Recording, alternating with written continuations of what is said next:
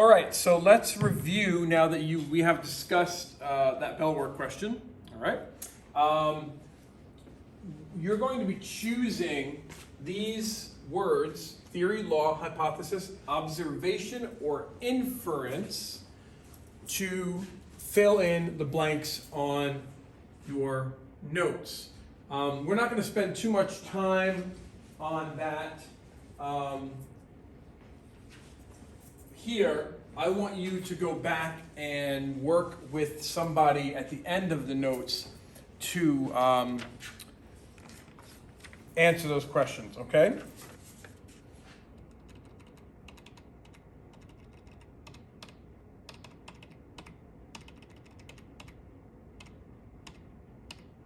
So it's really the whole first page of your notes, slide 1 through 7, okay? Or 2 through 7. Because that's a lot of that should be review. The theory, hypothesis, law, all that stuff. We can discuss it at the end of the notes today because they're only to slide 39 and we're already on slide 8. So the notes won't be too long, but that first page obviously has to be done and has to be done right. So make sure you get it done. Okay, so what is evolution? We kind of sort of already know. We discussed it yesterday. We know that it is change over time. So if anybody asks you what is evolution, that's the minimum you can give them, should give them, is change over time. And remember, other things evolve besides just animals and plants, languages and geography. So a continuous change over time. And it's also called, the theory is also called descent with modification. Descent meaning going from generation to generation, right? With modification meaning changes, to modify, to change. And it is the central and unifying theme in biology. Life shares a common ancestor and gave rise to a diversity we see in the fossil record all around us today. We see fossils. We find a fossil in the ground. It's a piece of a puzzle that we add to the big tree of life, okay?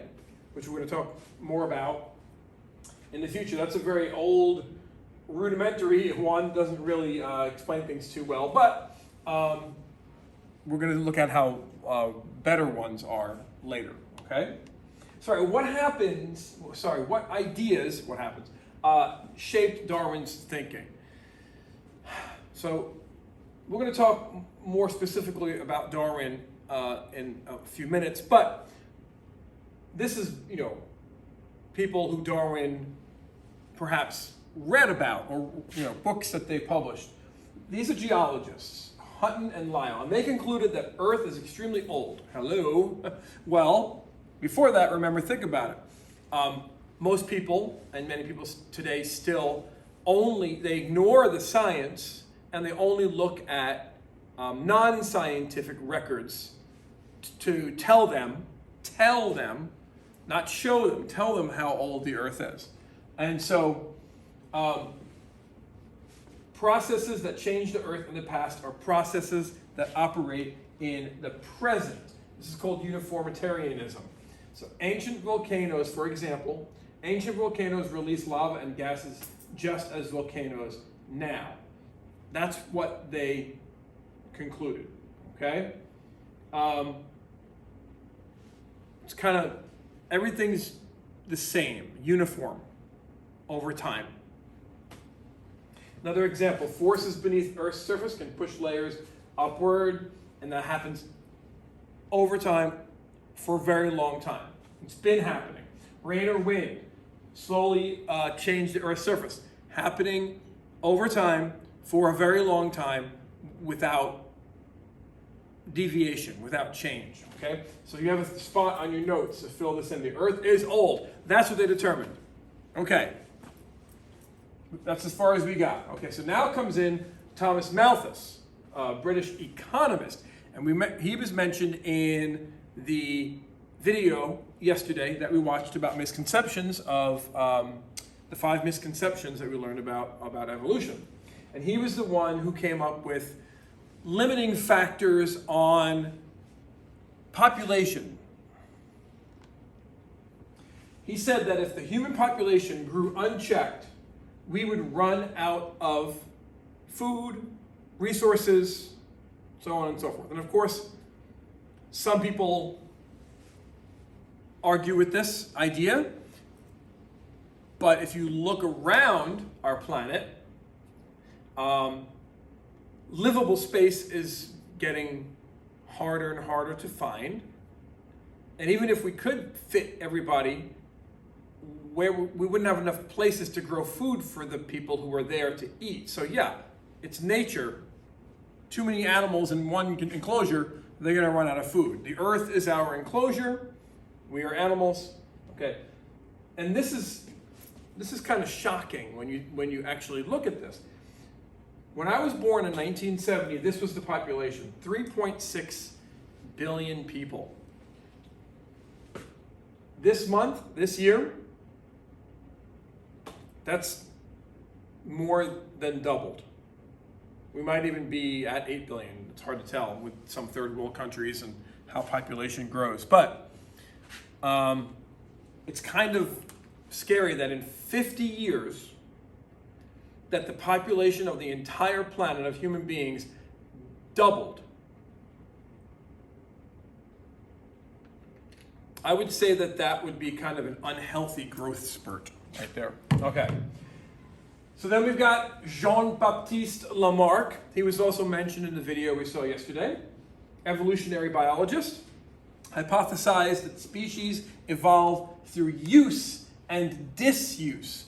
So if I stop using my right hand, tie it behind my back, it's quite possible that my children will be born with a reduced or missing right hand.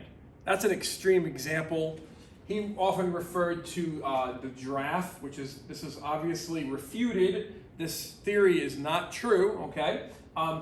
So the original short-necked ancestor keeps stretching his or her neck higher and higher to get to the higher leaves, and eventually passes on that long neck to the offspring.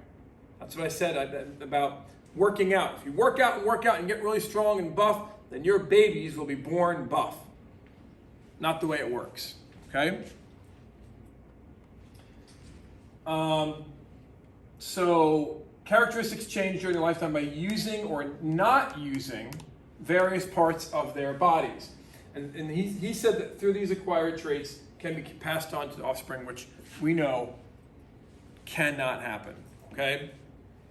It's the genes and the mutations in the genes that get passed on. And the ones that are more fit for survival are the ones that get passed on. Now, in comes Darwin, born in 1809 after all these guys. And he, studied those other former naturalists or geologists or scientists in their own right, okay? A scientist back then wasn't perhaps quite the same as a scientist today or later years, but he was a naturalist. He became a naturalist, and this is a representation, a modern representation of the HMS Beagle, traveling across. He left from England, went all the way down to South America, down and around to the Galapagos Islands, to New Zealand, across the Pacific, Tasmania and Australia, through Indian Ocean, and then Africa, back to South America, and then back to England again. And that was his trip as a young man, a 22-year-old graduate from Cambridge University in England. And 5 years, it took 5 years to make this voyage. And then he got back to England and sat in his office at his home and grew a beard and grew old and actually grew ill physically and I believe mentally a little bit. But regardless, his book's over there. I have it against the wall if you ever wanted to look at it. Sitting in his office, he came up with this idea, okay? He read, like I said, during the voyage, he read Lyell's book. He agreed with Lyell. He questioned if the Earth can change over time, could life change too? He collected a lot of evidence. So on his visit to the Galapagos Islands, he observed many unique organisms, and here are some of them, all right? Helped them survive in their specific environments. Blue-footed booby, funny name, funny color feet, looked like they stepped in paint, right? But there's also the brown-footed booby and a brown booby and a red-footed booby. There's different boobies. I don't know, I think it's because of the sound they make. I don't know, look it up. Why are they called booby? Wait, I take that back. Don't look up boobies on the internet. Probably a bad idea. Marine iguana, awesome creatures. These guys are believed to have blown, stop laughing. These guys are believed to have blown over from the mainland of South America to the islands of Galapagos, which were volcanic islands, and took up residence there and became markedly different than the land iguanas that lived on the mainland. And they had some different size, changes, color changes, claws, head shape, their ability to adapt to swimming. They still need to breathe air, but what they do is they chew algae off of the rocks, okay? Sea lions. There's a frigate bird. We have these here in Florida. I saw some a couple weeks ago flying around. And of course, the famous Galapagos tortoise, but there are different species of Galapagos tortoises. And some organisms showed variations depending upon what island they were on. Specifically, the finches. You've heard of Darwin's finches before. So here they are, okay? So he observed many species of finches, each of them unique and distinguishable by their different shaped beaks. And we might do an activity with beaks later in this unit, and he suggested there were adaptations to different diets. So an insect diet, or a seed diet, or a nut diet, or whatever, okay? And why would depending upon the island, and the wind and the amount of moisture and amount of different kinds of plant life, the beaks developed. Well, the birds developed different beaks over time, passing on those traits as generation after generation. Birds don't live more than 4 or 5 years, I think, finches in the wild, so their generations would be wrapped pretty fast, And of course, different islands had different tortoise populations on them, and their shell shape changed, based upon their environment. Okay. Yeah. Tortoise, island by island, carried different shaped shells. Island shells. Okay, in South America, so he also went to South America. He observed fossils. I don't know how they found fossils, but of extinct organisms similar to living species. So the giant sloth, we used to have these in Florida actually, the giant sloth. He found capybaras, largest known fossil rodent, but they still exist today, but not the same size. Hippodion, extinct form of horse. We used to have horses here in North America too, wild ones, but they died off until the Europeans brought them back over. Glyptodont, giant armadillo, crazy. They were like sometimes the size of a Volkswagen Beetle. I mean, a big thing like this. Brachiopods, these were much longer before any of these guys. And these were all after dinosaurs. This was the time of the mammals. After dinosaurs got killed off, the rise of the mammals came. Okay, we used to have, here's a glyptodont living artistic rendition, and camels, extinct kind of camels. You could go in the rivers here in central Florida, and you could find bones from sloths and horses and camels, fossil bones. It's not real bones, fossilized bones. There's a difference.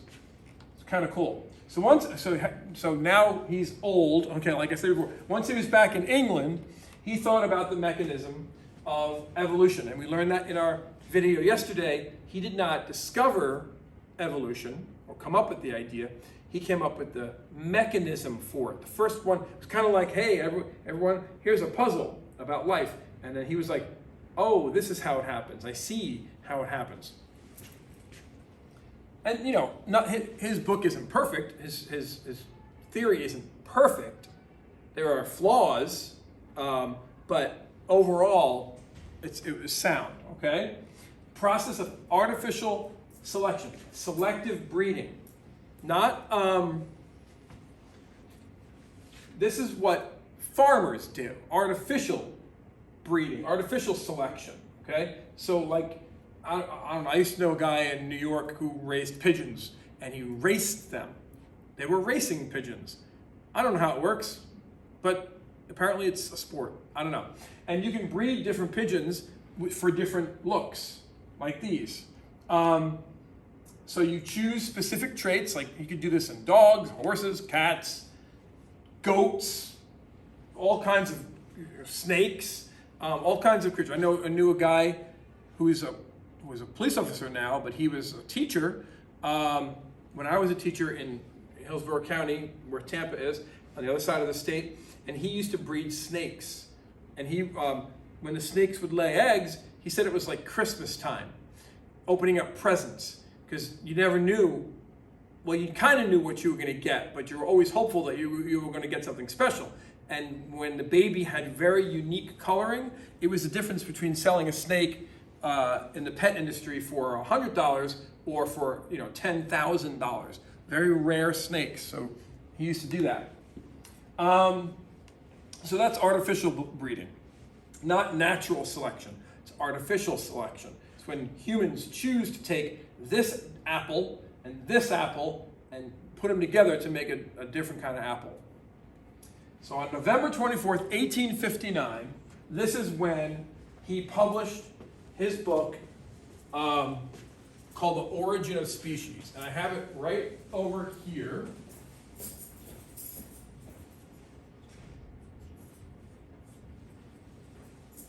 So if you wanted to look at it, can you imagine 1,200, I mean, this may not seem like a lot, I mean, it kind of is.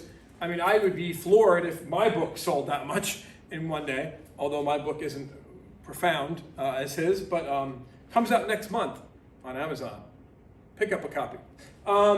So it's very thick. It's like 600 and something pages here, but this is the book.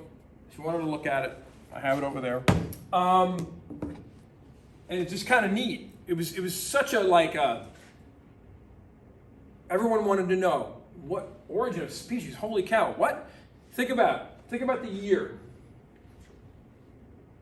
Most people believed what, and most people believed only in like the Bible, okay, or other spiritual ideas about the origin of species and the origin of man. So anything that would come out against, not against it, but different than that, is going to, people wanted to know. That's why they sold so many copies. All right, so he hypothesized natural selection as a mechanism for evolution. He used the term natural selection to indicate that evolution was controlled by nature, natural selection, or the environment, not by people, artificial selection that everybody was familiar with.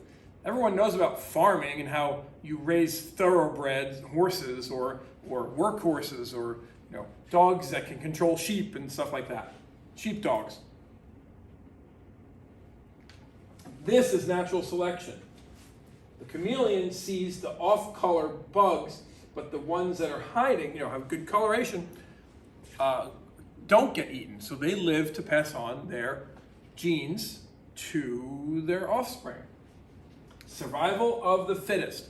These aren't stronger bugs, they're fitter bugs. Remember that misconception that people think about that. All right, here's a test yourself. We're going to go through these. You're going to go through these on your own later. And we're on slide 22 now. So what is the theory of evolution by natural selection. Now that we've put these two things together, and you know evolution is the change over time, and natural selection is like artificial selection, but done naturally in nature by many different things. We're going to learn about those. When you put them together, what is that? So Darwin reasoned that natural selection is the result of favorable genes, traits, being passed more and more, and unfavorable ones that would not make an organism better to survive, not be passed on through generations, okay? So in a nutshell, young green beetles, our favorite, generations later. So you still have a mix of, well, you have less, actually, yeah, less green, more red. So the red gets more numerous, and that's what happens, you know. The red is more survival. It's going to be passed on to more offspring. That's why, that's it. That's in a nutshell, that was it. So here are, oh, did I go too fast? No, okay. Here are 6, I believe, aspects of it, all right? So overproduction is 1. Within a population, more offspring are produced than can survive due to limitations of food and space. Competition. Individuals compete for food, shelter, and opportunities to produce. This is, so these are called chancelings, okay? So overproduction, not all of these babies are going to survive. Not all the baby turtles are going to survive. Some of them are going to get eaten by critters, raccoons, seagulls on land, and then when they get to sea, bigger fish and other detrimental things that can happen to these chancelings. Same thing happens with when frogs lay 1,000 eggs. You know, maybe only 2 of them will survive to adulthood. The rest of them will get eaten by insects, fish, birds, other frogs, snakes, whatever. This is pretty wild. This is what they have. You know, they have horns on their head, right? And they actually make noise. People said that giraffes don't make sounds. They actually make some sounds. But they're battling over mating rights, and you know, that kind of thing. It happens in all animals. You know, horned animals, they use those horns. Deer, rutting season, and rams and things like that. Fish do it. Virtually every animal does it. Here you have competition from different species for the same food. So you've got looks like a jackal maybe in Africa, because these are African vultures fighting over something dead, okay? That's competition. Variation. Another term we need to understand what natural selection is. Some individuals are better able to survive than others because of natural differences. Differences. Look at COVID. Some people have a natural immunity and won't get sick. Others have passed away. We are approaching the 1 million mark in population who have passed away in America, I believe. So, in the U.S. Survival of the fittest, we know this is about reproduction. It's not about strength. I keep trying to hammer that into you guys, because that is a misconception that many people don't understand, okay? So look at something called polymorphism. Different shapes or different variations, okay? So poly means many, not different. Many shapes or many forms. Many forms, polymorphism. So these are Cuban tree snails. They're all the same species, but they look different. Ladybugs, different numbers of spots. Clownfish, different variations in the stripes and the patterns. And so that baby zebra, as unfortunate as that may seem, these were able to run far away and faster. He was not fast enough to escape. And so his genes will not get passed on to the next generation. All right, so favorable characteristics that allow for survival and reproduction to be passed to the next generation. This is called transmission of favorable variations.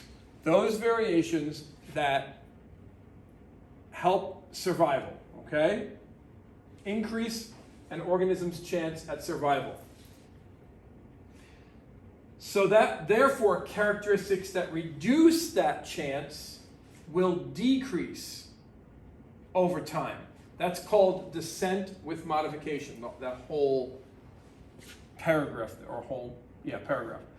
Evolution of a new species. All right, what is that? Accumulation of advantageous variations will eventually lead to the evolution of a new species, better adapted to the environment. And this is called speciation. So that's what happened with the finches, okay? So in a storm, the theory is one species of bird blew over from the mainland. And over time, that one species branched off into other species based upon food availability, water availability, and other things. Okay, so you've got different finches that eat different things. One is more like a woodpecker. One, gets food from small trees, large trees. One is a vegetarian, only eats like seeds and nuts. One only feeds on cactuses. One, these hunt on the ground. You've got 3 different sizes. So it's really quite interesting. And then you've got this variation here. Black leopard is rare and easier to spot. So not because something's going to eat it, but because the prey sees it and doesn't see the camouflage one as much, so it doesn't get as much food. All right, so here's an example. Giraffes show variations in height. If their food source is leaves on tall trees, those tall enough to reach the leaves will survive to reproduce. The shorter giraffes will die, while the taller giraffes will survive to pass on their tall genes. So it's not the stretching of the neck, it's their genes. Individual organisms have no control. You can't evolve. Sorry. Look in the mirror. That's what you got for your whole life, okay? You're not going to wake up one morning and get bit by a spider and evolve into Spider-Man or the Hulk or the Fantastic Four or whatever, okay? Or the mutants from X-Men, all right? Unfortunately, or fortunately, however you look at it, that is not your future. Sorry. However, your species, our species, can certainly and will certainly and has certainly evolved from something, okay? And will evolve into something. That's just nature, all right? It may take a very long time. You won't see it. Individuals never see their species evolve. It's not the way it works. You don't have any control over your variations that get passed on, and nor should you. I mean, humans are smart enough to say, I want a baby with brown hair and blue eyes, or blonde hair and green eyes, but that's going against nature, and that might not be the best choice for our species. So what are sources of genetic variation? We're on slide 27. So not much more on this first set. Changes in the genes in gametes, we know what those are, sperm and egg, right? Of sexually reproducing organisms can be passed on to offspring.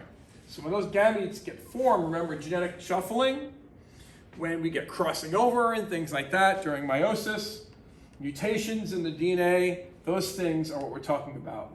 Why everyone looks different. Even cats look different from each other. Dogs look different. Horses look different. If you look at a raccoon, a bunch of raccoons, they're not all going to look identical. At first they might look identical, but if you look with a better eye, you will see one has a wider mask or a narrower mask, or one has a different number of rings in the tail, and so on and so forth.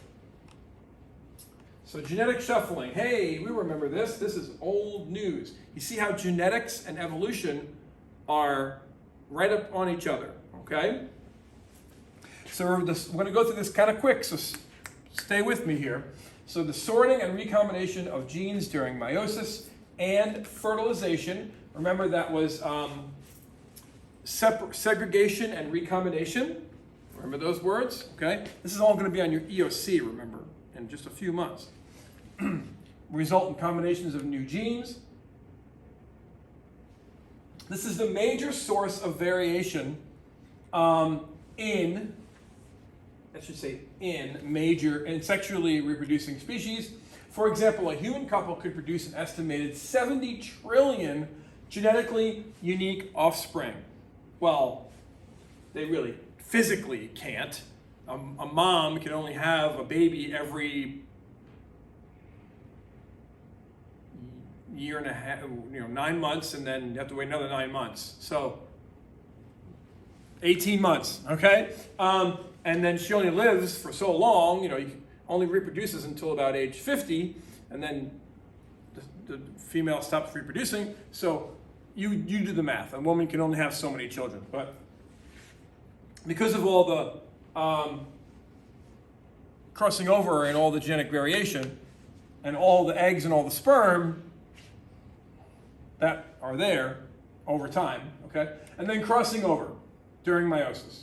Again, we know that the genes switch each other out. Okay, mutations, change in the base sequence. We talked about mutations in genetics. The ATCG, right? So you can get all different kinds of frame shift mutations, additions, deletions, all those things we learned about in that unit. Mutations are random and unpredictable. They could be due to an error or a mutagen, like UV light, X-rays, cigarette smoke, some chemicals, exposed to certain things in your life could cause these mutations. Those are called mutagens. Gamma rays that turn the Hulk into the Hulk, turn Bruce Banner into the Hulk. Mutations are important sources of new genes. Mutations in body cells cannot be passed on. So if I get a mutation in my arm, it could turn into cancer or it could not turn into cancer. It doesn't matter. But if something gets mutated in a cell in my arm, that's not going to get passed on to my offspring because this is a body cell, a somatic cell, right? Not a sex cell, not a gamete. Mutations in sex cells are basis of evolutionary change. That's why the offspring look different than the parents do. Most mutations are harmful, but few can be beneficial and lead to a new species. This is the whole what came first, the chicken or the egg. So here are some important notes. Acquired characteristics, remember, are not sources of variation. That is me working out to get big muscles, okay? Or a giraffe stretching its neck. Not based on genetics. Those are developed by the organism. Organisms, individuals don't evolve. Species evolve, okay? Gets your ears pierced, right? Traits cannot be passed on to the offspring. Environment does not induce adaptation. So, rather, individuals with advantageous phenotypes survive and reproduce.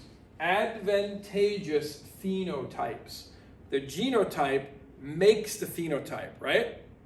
The type of gene you have makes the type of face you have. So, and I use face, but it could be a bird's colorful feathers or a fish's ability to swim faster through the water, whatever. That's what I mean. That's the phenotype. Natural selection does not grant organisms what they need. Yeah. That's pretty funny. What is the importance of genetic variation? Okay, 31. So if environmental conditions change, organisms that have become adapted to those conditions may die. So let's say you adapt to living in Florida, or some iguanas. They've adapted to living in southern Florida because they're from the Caribbean and South America and Central America, and they've introduced here, and they live here now because the temperature is good. But let's say that the environmental conditions they go down, like cold weather, like really cold weather, like below 30. Somehow we get some really strange cold weather that comes down. Well, all of them are going to die. All of them will die. Now, who knows? Maybe there'll be one, or maybe there'll be a very small handful that have an adaptation, a genetic mutation that allows them to live through such a freeze. All the other genes will die, and then those ones. So that's why genetic diversity is important for the survival of species. Okay, variations allow the species to survive. They're going to evolve, perhaps into a new species in the future, but some of them will survive. So variations, same with COVID. Some people get sick, some people are immune. Okay. Once diversity is lost, you cannot get it back. All right, so another test yourself. We're going to go through that. It's just going back and looking at your notes to find the right answer, okay? So what is the evidence for evolution? For Darwin's hypothesis to become a theory, remember, theories are based on facts, evidence, massive amounts of evidence collected by himself and many others, not just one person. And it has to be widely accepted. You can imagine the upheaval that this book of his created in that world back then. Okay, this was totally, really new stuff. And kind of had to be fought to be accepted. So here are some of the things that we're going to talk about. We're going to start talking about fossils today. Next time we do notes in a couple days, we'll continue the fossil evidence portion of our notes, part 2, and then we'll talk about some of these other things that are evidence for evolution, okay? So we're going to start with fossils. Study of fossils provided the first evidence and still provides strong, factual evidence for evolution. You cannot look at a bone or fossilized bone. Fossils are not bones. They're bones that have been turned into stone, mineralized bones. You can't look at a fossil and date it, scientifically, and say, this is not 60 million years old, or 20 million years old, or 100 million years old. We can't look at that blindly. We weren't made to be fooled by things, okay? Fossilized bacteria, 1 billion years old. This is called a trilobite. An ammonite looked like this. This creature looked like this. It was related to ancient relative of squids and octopus. Dinosaur track, as big as a person. And so many more, okay? So as we travel up the fossil record, we find that the earliest organisms were simple and became complex the younger the fossils get. The older the fossils get, the more simple they are. The younger the fossils get, the more complex they are. The first living organisms were simple, like we said, and one-celled organisms. Way down here. And as we go up in the geologic time scale, they get more complex. Starting with one-celled organisms that started to have organelles. So the first bacteria type of organisms, and then we move up. One cell, about 1 billion years ago, complex multicellular organisms started to appear in the fossil record. Okay? So, look at this. You've heard of some of these terms. Jurassic Park, Cretaceous, Triassic, Devonian. We live in the Holocene, okay? We've only been around for a little bit more than 200,000 years. There's another big misconception about this time scale is that people were around when dinosaurs were around. There are people who think that is a thing. No people, 65 million years ago, before that big extinction, something happened here, okay? Killing all the dinosaurs. And then the mammals rose, all right? And then humans have only been around since around here, okay? And maybe 250,000 years. So most fossils are found in sedimentary rock. They can't be found in metamorphic rock because they would be changed by heat and pressure. And they can't be found in igneous rock because igneous rock comes from volcanoes and it's all melted, and recooled again.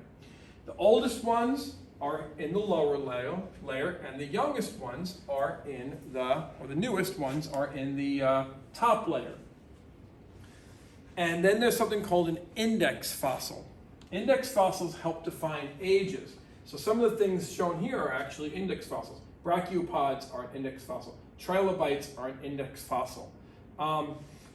Because when you find that fossil, you know that everything around it is the same age.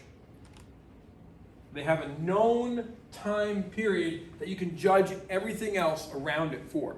And comparing all these fossils from different layers of the Earth has shown how diversity of life forms has branched out into more fingers and toes that I have, especially me. Remember, I have 15, you have 20. Many sequences in the fossil record indicate later forms developed from earlier forms by a series of changes passed on from generation to generation. So some of the fossil records are very good, and some of them are very spotty, because wherever these organisms lived, we either haven't found them yet, or geologic changes have destroyed the evidence, and we can't, they're unfindable so far. So this is a really good representation of an ancient 50-million-year-old, and this thing is about the size of a cat, okay? And they got bigger, size of a horse, size of a donkey, size of a mule, and then your more present modern horse, okay? And there's the even earlier horse, 200 million years compared to the modern horse. It started here and went this way. Well, actually there. Okay, anyway. So, point is, it's just amazing. That looks like a dog. And because we have fossil evidence, we can see the changes passed on from generation to generation. And the stop sign, we're stopping here. The last part of the last page here is showing, we're going to go over some of these in very specific detail of how whales evolved. And we're going to go over the fossil record of these organisms as they led to, so you can see whales, the modern theory of whale evolution is that whales came from a walking land creature. We're not going to spend too much time on this, but I'm going to go through each of these organisms and we're going to discuss them in detail in the next set of notes, okay? So we're going to stop here. I'm going to leave you with this little note. Look at that right there. Modern whales have something called a vestigial hip bone. There's no reason for it to be there. It doesn't stick out or anything. It's inside their body. It's just there. Why? And there's two of them. One on each side. Well, this is why. You see, the fossil record shows that whales came from some land creature. Just amazing. Okay? And that's part one. So right now you're going to use the rest of the class time to go back and do all of the review, the first part. You may need to use old notes for that or textbook, but you should, if you work together with your team, you should be able to do it. And then the test yourselves. Okay, so that's your job right now.